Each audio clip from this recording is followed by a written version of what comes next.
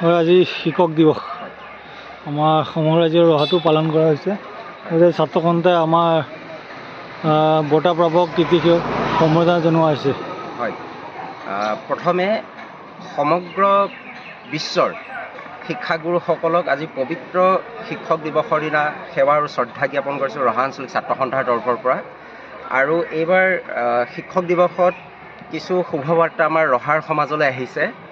ৰহাৰ কৃতিমান শিক্ষক শ্ৰীযুত হেমকান্ত শইকীয়া, আমাৰ ৰহা হাই ছেকেণ্ডেৰী শ্ৰীযুত মৃগাংক বৰা ডাঙৰীয়া আৰু আমাৰ অনুপ্ৰভা বাইদেউ, তেওঁলোকে কৃতি শিক্ষকৰ বঁটা পাইছে।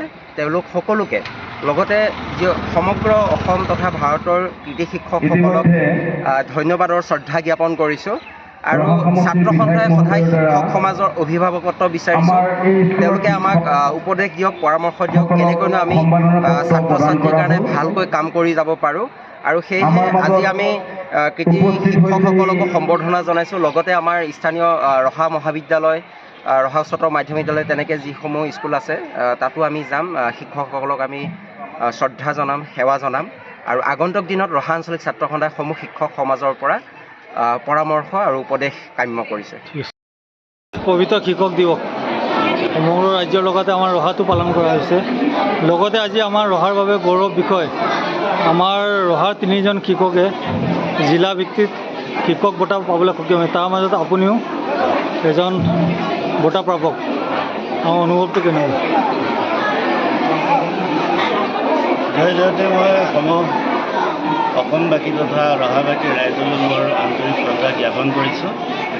আজি নগাঁও জিলা প্ৰশাসনৰ তৰফৰ পৰা এই দীঘলদৰী কাকতিগাঁও উচ্চ মাধ্যমিক বিদ্যালয়ৰ বৰ্তমান মই কৰ্মৰত প্ৰধান শিক্ষক হিচাপে এজন কৃতি শিক্ষক হিচাপে নিৰ্বাচিত কৰিছে। তাৰ বাবে মই অতিশয় আনন্দিত।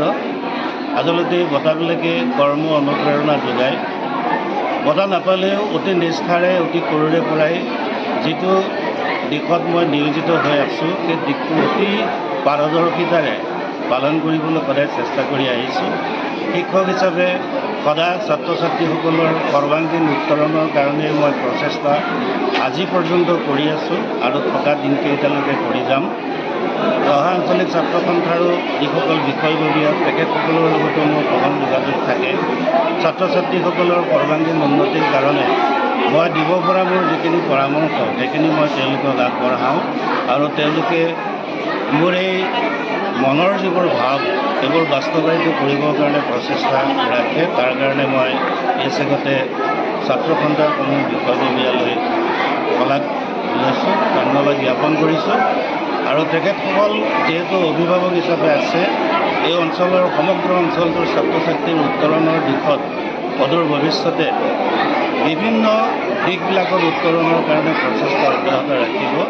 আজিৰ এই পবিত্ৰ শিক্ষক দিৱসৰ দিনটোত ডক্টৰ সৰ্বপল্লী ৰাধাকৃষ্ণদেৱক স্মৰণৰ জৰিয়তে এই অঞ্চলটো যাতে সমগ্ৰ অসমেই নহয়, ভাৰতবৰ্ষৰ ভিতৰতে, সমগ্ৰ বিশ্বৰ ভিতৰতে এক জাকত জিলিকা অঞ্চল হিচাপে পৰিগণিত হয়।